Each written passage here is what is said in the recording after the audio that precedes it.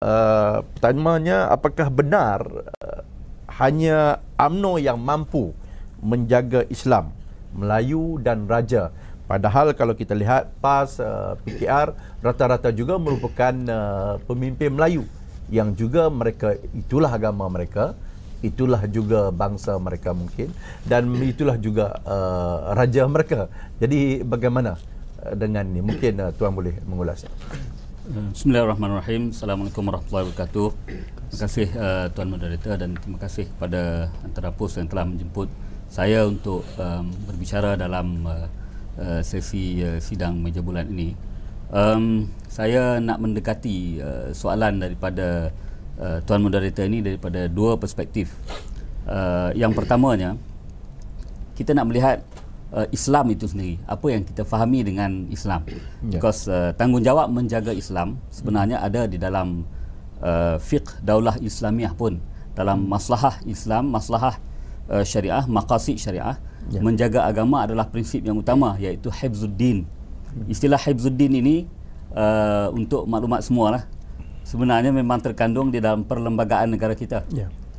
Perlembagaan yang disifatkan oleh banyak pihak sebagai perlembagaan sekular itu pada hakikatnya mempunyai prinsip ataupun tanggungjawab hifzuddin apabila yang di-Pertuan Agong bersumpah atas nama Allah untuk memelihara agama Islam pada semua masa. Ini hakikat yang terkandung di dalam perkara 37 Perlembagaan Persekutuan, dan sumpah itu dilakarkan dalam jadual keempat Perlembagaan Persekutuan. Jadi tanggungjawab ikrar sumpah hifzuddin ini adalah constitutional obligation.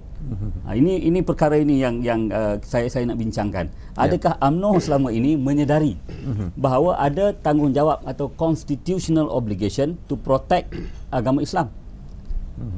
Perspektif yang kedua ialah bila kita bercakap tentang agama Islam, banyak pihak selalunya dia mengatakan bahawa hal-hal agama ini tanggungjawab negeri. Duduk di bawah Majlis Agama Islam Negeri. Datuk Aidit ahli Majlis Agama Islam Selangor. Jadi orang akan kata, oh, itu tanggungjawab Majlis Agama Islam Selangor, dan Tuanku Sultan adalah ketua kepada agama negeri. Jadi Islam ini adalah tanggungjawab negeri. Itu pemahaman simplistik yang memang dah daripada dulu kala lagi. Jadi dua perspektif ini menjaga Islam ini, saya rasa yang kedua tu banyak pihak boleh faham dan boleh dikatakan sedang berlaku dan sedang dijaga dengan baik. Walaupun ada negeri itu dia ikut dia punya komitmen Majlis Agama itulah. Ada negeri yang Majlis Agama tu dia rasa dia rendah daripada political power, dia duduk di bawah kerajaan negeri. Ada negeri yang rasanya dia duduk di bawah sultan, jadi dia di atas. Jadi tahap itu pun ada perbezaannya. Tapi yang pertama tadi, perspektif yang pertama ini yang pada saya menjadi perhatian umat Islam. Sejauh mana Islam dalam kerangka perlembagaan sebagai agama negara itu dipertahankan ataupun dipelihara. Dalam keadaan suasana dulu, masa kita baru merdeka dulu, kita berhadapan dengan ancaman komunis. Subversif, penentangan kepada bukan penentangan, kita katakan sebagai persepsi yang agak berhati-hati, dia very skeptical dengan agama ini begitu kuat, terutamanya di kalangan orang Cina dan orang India lah. Sebab ketika itu pengaruh rasakan komunis itu begitu kuat, dan maka Tunku mengambil pendekatan untuk menafsirkan sendiri sebagai pendekatan politiknya, Islam dalam perlembagaan itu dikatakan sekadar agama rasmi. Jadi ini untuk tujuan memujuk. Tetapi selama 50 tahun, adakah masih kita terpaksa terus memujuk dengan meletakkan pendekatan Islam itu sekadar agama rasmi? Dah 50 tahun dan kita beralih kepada era baru di mana era Islamofobia berlaku. Perlukah masih kita nak mengatakan bahawa Islam itu sekadar agama rasmi? Sedangkan dalam perlembagaan kita agama negara. This is two different things, agama rasmi dan agama negara. Jadi pada saya di tahap dari perspektif ini UMNO agak tak berapa, pada saya boleh dikatakan not 100% lah. 50% itu pun boleh dipertikaikan lagi. When we talk about Islam sebagai the religion of federation, Islam sebagai akidah, sebagai ideologi negara. Ini yang dikatakan bahawa UMNO masih belum berjaya. Tetapi dalam keadaan dia tak berjaya itu pun, dia berhadapan dengan pihak-pihak PKR ataupun Pakatan Rakyat, adakah mereka mampu? Ini persoalan yang kita lihat juga. Dalam keadaan for the past 15 years, saya nak bagi tahu, my own personal experience, bila saya bertugas dulu di Jabatan Peguam Negara, saya peguam Keadaan Persekutuan, saya terlibat dengan kes-kes di mana peguam-peguam daripada Pakatan Rakyat ini mengasak Islam to the extent that they allege that Malaysia, the basic structure of Malaysia is secular.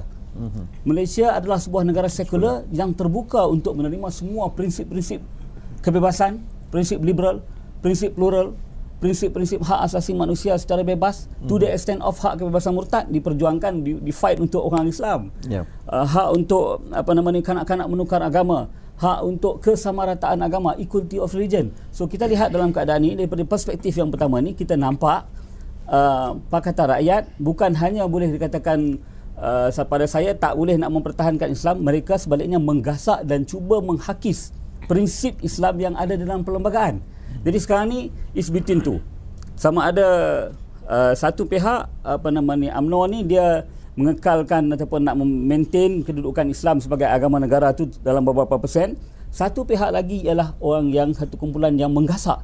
DAP dan PKR menggasak dan juga cuba untuk menegakkan sekularisme itu over and above Islam. So ini dua keadaan, dikotomi yang berlaku. Dan kita lihat PAS dalam kedudukan ini nampak dia mengikut dia menjadi pak turut kepada DAP dan PKR. Tanpa disedari bahawa walaupun dia memperjuangkan Islam, dia tanpa menyedari bahawa the two partners is doing something ataupun melakukan sesuatu yang detrimental kepada kedudukan Islam sebagai agama negara. Ini keadaan yang berlaku, dan untuk menilai ini maknanya rakyat boleh fikirlah kot.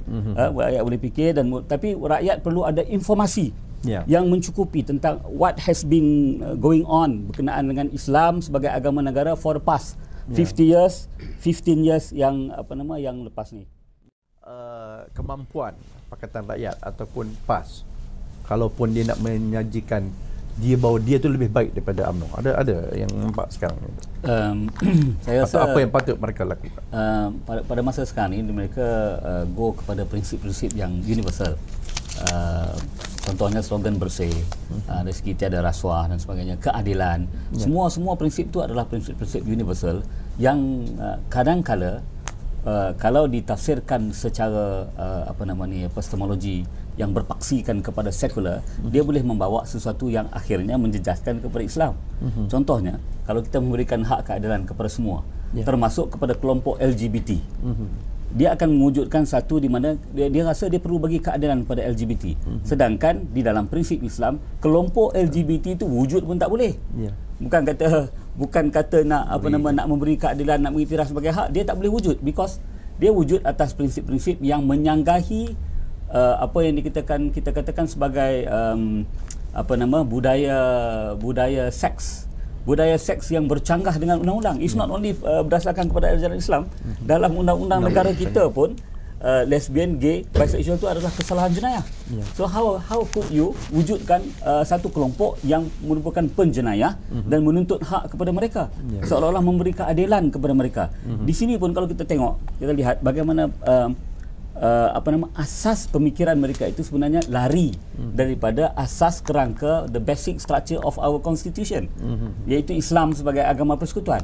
Dia tak boleh lari daripada itu sebenarnya. You cannot give a right kepada sesuatu yang menyanggahi agama. Kemudian yang kedua, memberi hak kepada orang Melayu untuk murtad, contohnya. It is against prinsip agama negara, dan keputusan kes-kes mahkamah pun telah ada. Contohnya dalam kes Lina Joy itu. Dalam kes Lina Joy itu, Mahkamah Persekutuan telah memberikan satu keputusan bahawa orang Islam, hak dia mesti digariskan berdasarkan kepada ajaran Islam. Dia ada hak untuk praktis ajaran Islam, maka hak dia untuk nak murtad ke tak murtad itu dia kena refer kepada ajaran Islam, bukannya kepada undang-undang sivil. Jadi Mahkamah Persekutuan mengatakan go to Mahkamah Syariah. Mereka kalah di Mahkamah Persekutuan. They drag this matter ke church untuk diperdebatkan lagi di church. Why you nak berpanjang-panjangkan lagi perkara yang telah diputuskan dalam undang-undang dan dimantapkan oleh mahkamah tertinggi negara? You drag the matter ke mahkamah ke church dengan membawa peguam yang sama. Peguam ni kita dah kalah dah. Orang dah kata kita dah pukul dah pada mahkamah dulu. Dah kena pukul di situ pun dia nak bincang pula di mahkamah di church. Bincangkan di church, kemudian come out dengan satu keputusan, satu statement yang very wrong. Mahkamah putuskan macam lain. Orang Islam dalam hal nak murtad atau tidak kena refer to mahkamah syariah. Dia kata no, orang Melayu juga enjoy the right untuk menukar agama. That is very wrong. So saya katakan di sini bahawa PKR, Pakatan Rakyat, walaupun dia bercakap tentang keadilan, dia bercakap tentang hak rakyat dan sebagainya, dia terlalu liberal. Liberal daripada kawalan dan juga pemahaman agama. Dalam negara kita, prinsip liberalisme ini tak boleh pakai, because liberalisme ini bersikap terlalu bebas. Demokrasi mutlak. Demokrasi mutlak in the sense that rakyat berhak untuk menentukan what is good for them. Sedangkan dalam negara kita, kita ada kerangka agama negara.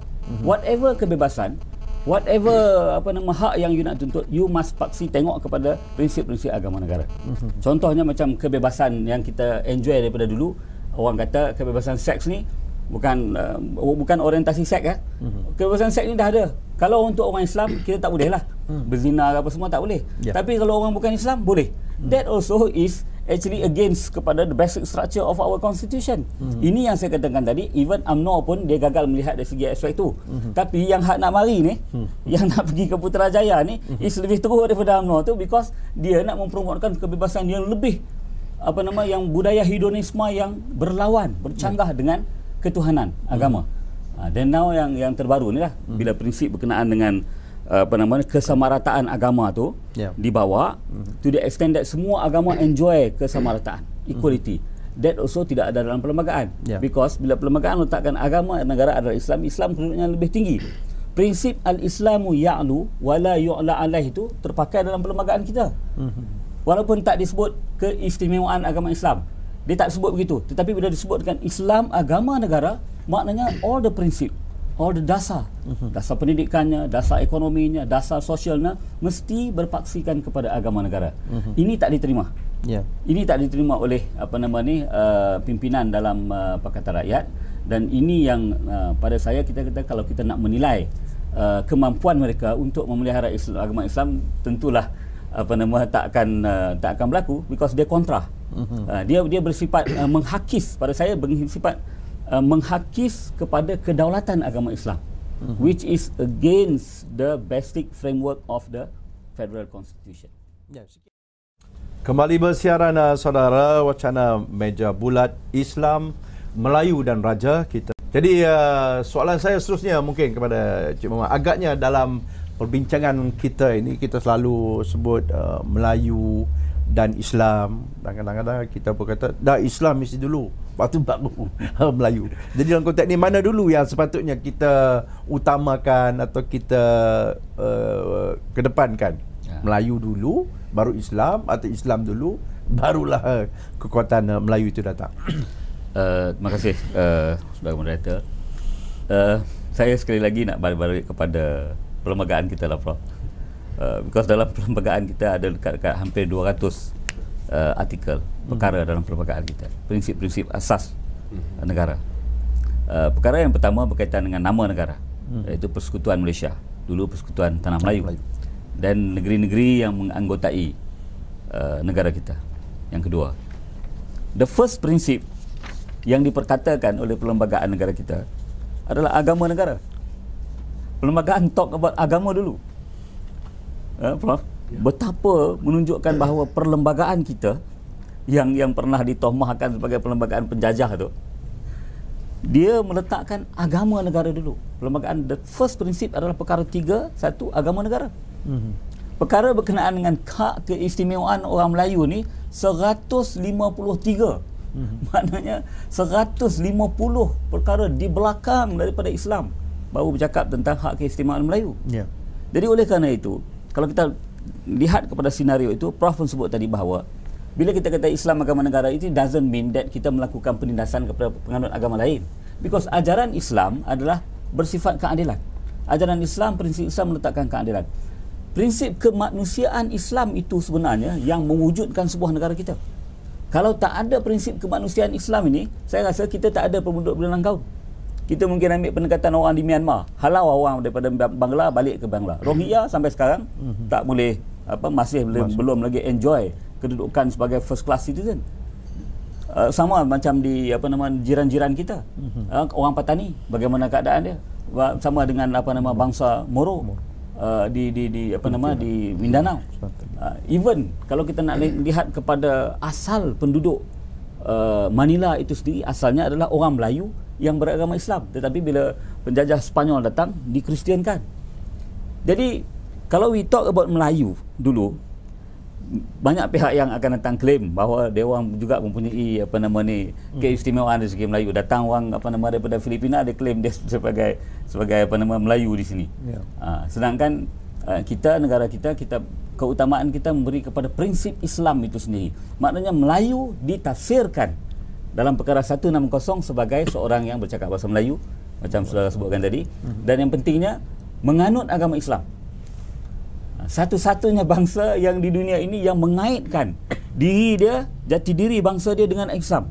Jadi ia tepat dengan kenyataan Saidina Umar, Datuk Adit, yang mengatakan bahawa nahnu qaumun a'azzanallahu bil Islam. Orang Arab dia kata kita adalah kaum yang dimuliakan dengan Islam. Maknanya kita pun sama. Orang Melayu ni kalau dia tak ada agama Islam, out, habis.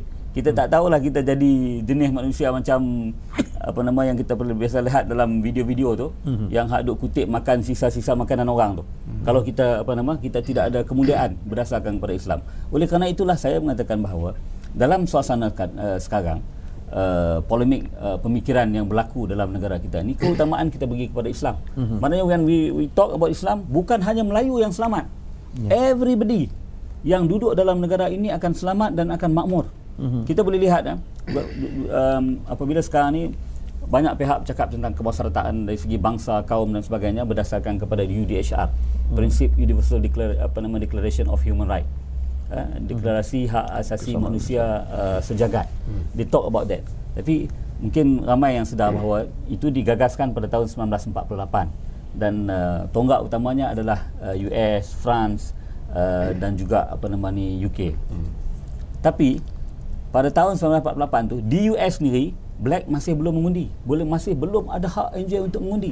You talk about kesamarataan agama bangsa kulit, tapi the black masih belum mengundi. Sedangkan di negara kita pada tahun 1955 kita belum lagi membentuk sebuah negara. Kita dah bagi right kepada mereka untuk mengundi dan untuk menjadi menteri. Kita ada 2 menteri, seorang daripada China, Tun Tan Siew Sin. Kita ada Tan Sri Manika Vasagam ataupun Samantan, Tun Samantan. And both of them menyatakan kesyukuran, menyatakan terima kasih kepada bangsa Melayu yang sebenarnya berpaksikan kepada ajaran Islam. Kalau orang Melayu pakai ego Melayu pada masa itu, semua nak angkat pedang, nak angkat ni saja, chaos negara kita takkan terbentuk. Jadi sebab itu saya katakan bahawa the first prinsip yang dimasukkan dalam perlembagaan ialah Islam. Dan kita tengok dari sejarah pun Prof, kita Kesultanan Melayu Islam. Kesultanan Melayu yang ada di negeri-negeri Melayu ini adalah Kesultanan Melayu Islam. Kalau kita berdasarkan kepada Kesultanan Melayu sahaja, saya rasa mungkin Kedah, negeri kita, Kedah still dengan Kesultanan Kedah dia. Kita tak mau campur dengan lain. Jadi kita nak balik Kedah ni, kita sampai kat Penang, kita kena pergi chop immigration dulu. Jadi oleh kerana kekuatan Islam ni, kita rasa raja-raja Melayu pun dia bersaudara. Orang Melayu pun dia bersaudara. Kita across the boundary tu, border daripada negeri-negeri, antara satu negeri di tanah Melayu ni, berdasarkan kepada Kesultanan Melayu Islam. Itu yang saya katakan bahawa the first preference kita adalah Islam dan Melayu akan selamat. Saudara, kita sedang bersama dalam wacana meja bulat antara Pus.com. Kita bercakap mengenai Melayu, Islam dan Raja. Saya bagi pada Cik Muhammad, mungkin boleh mula sikit pada soalan ini, kerana sekarang ni berlaku krisis pemikiran dan tindakan yang muncul dalam pelbagai isu yang datang bertimpa. Umpamanya soal yang lebih penting mana dulu? Fardu ain dahulu ke, fardu kifayah dahulu ke, kerohanian atau pembangunan, hudud atau pendidikan, ritual atau substance, tudung di kepala atau iman di dada, ekonomi atau akhlak, hafiz atau teknokrat, syariat atau syiar dan macam-macam lagi. Jadi mana dulu yang ni? Sekarang ni diperdebatkan, diperkatakan masing-masing nak menunjukkan keupayaan ataupun kemampuan mereka. Ya, terima kasih Saudara Aziz. Saya nak ambil kata-kata Imam Ghazali juga. Selalu kita ungkapkan awwaluddin ma'rifatullah. Awal-awal agama kenal Allah. Sekarang ni kita berhadapan dengan situasi tentang polemik kalimah Allah. Dan apa yang saya dapat simpulkan daripada polemik ini menampakkan bahawa ramai lagi di antara orang kita yang bertaraf ulama pun kadang-kadang dia tak kenal Allah. Dia tak mengenal Allah. Kenapa saya kata begitu? Walaupun isu kalimah Allah ni dibangkitkan semula oleh orang politik, tetapi sebenarnya orang politik itu nak test. Dia nak uji tengok setakat mana kefahaman kita kepada konsep tauhid kita. Dia nak tengok macam mana. Dan ternyata mereka berjaya. Mereka berjaya untuk mewujudkan sedikit orang kata kegusaran dan juga pertelagahan di kalangan umat Islam berkenaan dengan nama suci Allah itu sendiri. Hakikatnya apa yang berlaku ialah tuntutan ini dikemukakan oleh puak Kristian di mahkamah untuk mereka menggunakan Allah ni dia nak guna, dia nak guna, bukan dia nak beriman. Dia nak guna. Dia nak guna apa? Perkataan Allah. Allah ni dikatakan sebagai perkataan, bukan nama, word. Dia dikatakan perkataan Allah, dia nak gunakan sebagai terjemahan. Terjemahan kepada bahasa Inggeris daripada perkataan God. Jadi God itu dikatakan kalau diterjemahkan dalam bahasa Melayu Allah. Jadi betapa banyak rangkaian rentetan dia punya kesalahan tu. Dia nak guna perkataan Allah sebagai terjemahan, sedangkan Allah itu adalah merupakan nama. Nama khas bagi Allah. Generalnya ilah dalam bahasa Arab ataupun Rabb. Tapi yang sama khususnya Qul huwallahu ahad, Allah yang Maha Esa. Itu inni anallah, sesungguhnya aku adalah Allah. Itu fa'budni, maka sembahlah aku. Jadi kalau di sini aspek usuluddin, hakikat agama akidah ini pun kita masih duduk maknanya kita belum kemas lagi lah, tak kemas lagi kedudukan akidah kita ni. Dan ini akidah orang individu, perseorangan. Apa lagi dengan akidah kita dan negara kita? Bila Islam sebagai agama negara yang Betul Agung bersumpah atas nama Allah, wallahi wabillahi watallahi, maknanya kita, negara kita berbai'ah, ada komitmen, constitutional komitmen kita dengan Allah Subhanahu Wa Taala. Allah yang mana satu pula dia kata. Allah versi Kristian ke, versi Hindu ke, versi apa?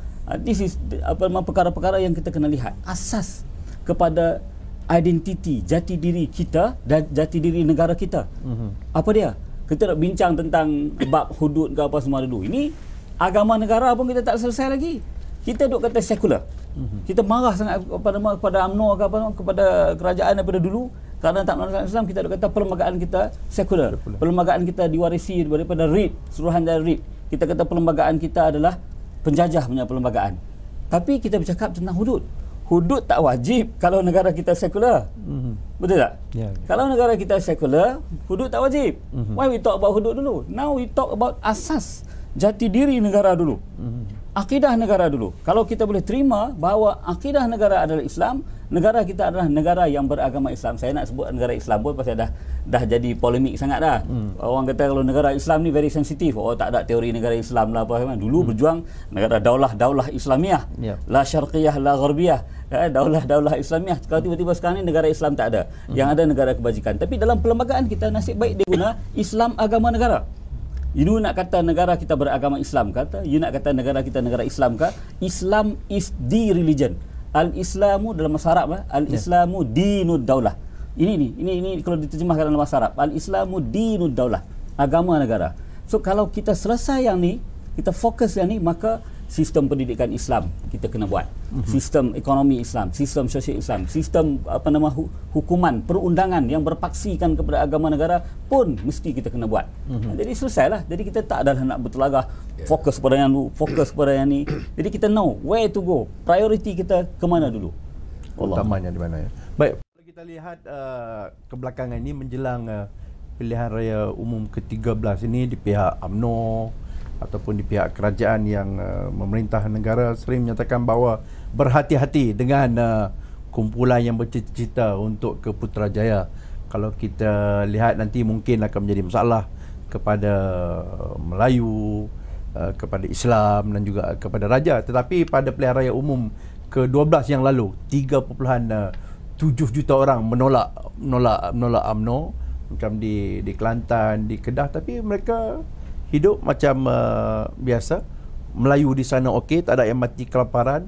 Islam di sana pun tertegak dengan elok, begitu juga dengan Kelantan. Jadi bagaimana daripada kenyataan ini? Memulakan tadi, jadi saya bagi peluang untuk merumuskan. Terima kasih.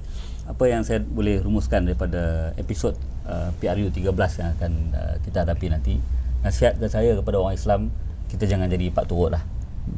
Because kalau kita compare kan, ada cerita sikit kalau sempat ni, dua ekor keldai, satu keldai bawa kapas, yang belakang dia bawa guni garam. Dia orang nak cross sungai, mungkin nak pergi Putrajaya lah kot. Jadi bila yang kedai yang belakang ni, dia tengok kedai yang bawa kapas ni, dia jalan pergi, dia sampai sana, oh kapas dia masih ada, cuma kapas dia basah je lah. Bila kapas dia basah, air dia turun, kemudian kapas tu kering, maka yang hak bawa garam ni pun dia kata oh boleh, maka dia pun turun ikut pergi. Dia tak ingat yang dia bawa garam. Bila sampai masuk dalam bayak, dia sampai sana, garam dia habis cayak.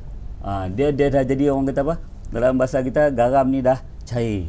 Begitulah juga kita yang nak pergi ke Putrajaya ni, kita kena ingat kita bawa akidah kita. Kalau akidah kita mengikut orang yang liberal ni sifat dia menghakis agama. Sekularisme dia memisahkan agama. Pluralisme dia menyamaratakan semua agama. Kalau kita orang yang pegang kepada akidah menjadi pak turut kepada liberal, akidah kita akan hancur, habis. Kita akan mewarisi negara, tetapi negara yang sudah tidak ada akidah lagi. Negara yang sudah prinsip Islam dia akan balik kepada dulu. Malaysia is a secular democratic state with Islam just official religion. Malaysia akan jadi sebuah negara demokrasi sekular dengan Islam sekadar agama rasmi sahaja. Jadi kita akan terus dalam keadaan begitulah. Jadi kita akan berterusan lagi dalam keadaan melanggar sumpah. Orang Melayu ni kalau dia hidup dalam langgang sumpah ni, cukup menakutkan dia. Akibat dia ni, because kita bertanggungjawab kepada Allah Subhanahu Wa Taala. Komitmen kita dengan Allah Subhanahu Wa Taala. Wallahi wa billahi wa tallahi. Itu yang perkara pokok yang kita kena pertahankan dalam kita menghadapi pilihan raya ni. Wallahu a'lam. Baiklah saudara, kira-kira 1 jam kita telah paparkan, telah sajikan kepada anda mengenai topik Islam, Melayu dan Raja.